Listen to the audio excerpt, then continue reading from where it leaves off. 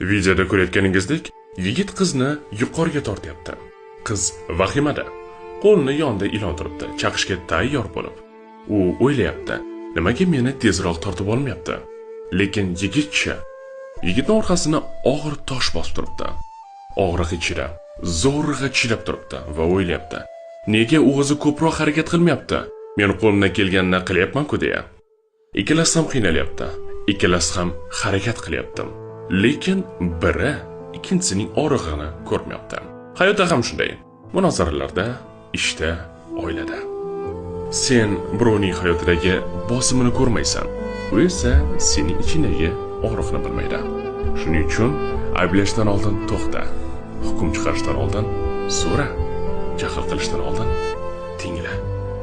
Chunki har bir inson sen bilmagan va ko'rmayotgan jangni